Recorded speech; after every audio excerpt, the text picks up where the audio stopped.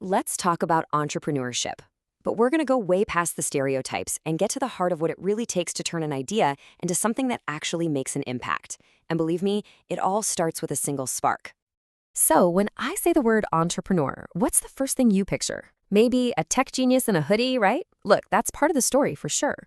But it's just one tiny piece of a much bigger, way more interesting puzzle. And today, we're going to start putting that puzzle together. All right, let's get right to it. What is this entrepreneurial spark we're talking about? And what does entrepreneurship actually mean when you strip it all down? Okay, so here's the textbook definition, but I want you to zero in on one word here: process. See, entrepreneurship isn't something you are, it's something you do. It's a journey, not a job title.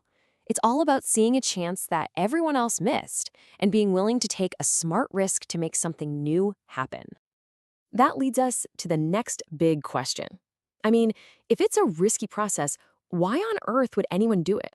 What's the fuel in the engine that makes someone take that huge leap of faith? Well, it's not just one thing. The motivation really comes from two different places. You've got the fire that comes from inside a person, and then you've got the opportunities that the world just kind of presents to you. Let's break that down a little bit. So think about it like this.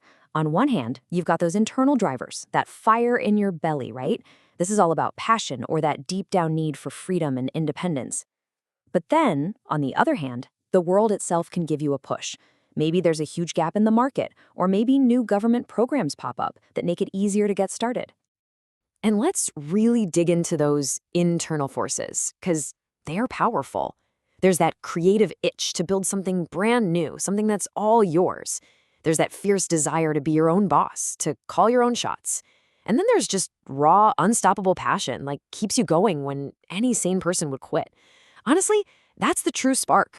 But look, motivation is a great start, but it's not going to get you across the finish line alone. To turn that spark into a real, sustainable fire, a founder needs the right toolkit. And that means having certain traits and following a clear, structured process. A great idea is, well, it's just an idea. It's the starting line.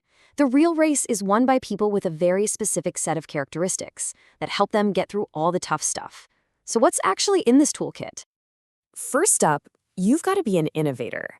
This is the visionary, the person who doesn't just make something a little bit better, they create something totally new to solve a real problem.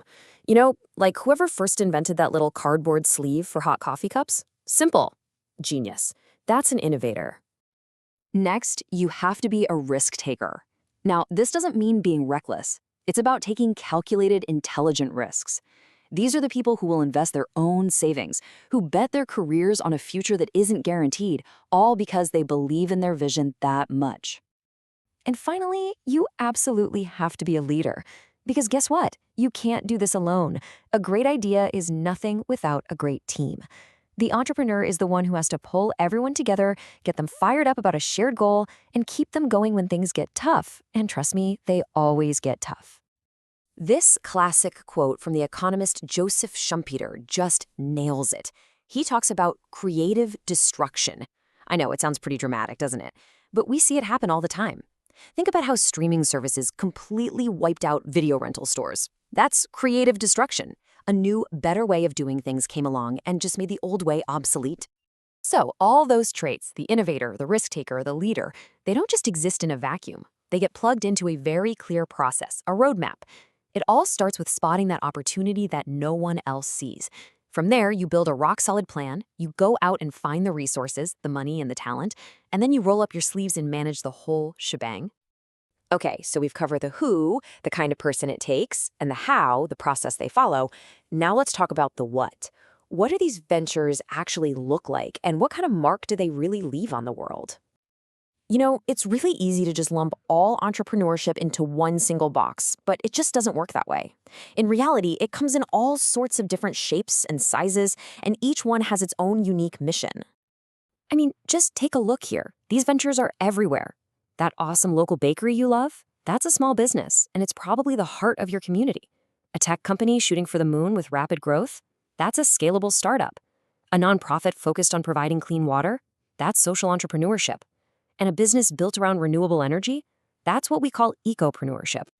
And here's the amazing part. No matter the type, when you add them all up, the collective impact is, well, it's huge. It's like a ripple effect that transforms individuals, whole communities, and even entire countries. So what does that impact actually look like on the ground? All right, let's break it down. On the individual level, it lets people chase their passion to build a life on their own terms. At the community level, it is a job-creating machine. And for the nation as a whole, it's a massive engine for economic growth, raising the standard of living for everyone by creating new and better products and services. So, at the end of the day, that's what it really is, a powerful catalyst for progress. It's not just about one person building one business.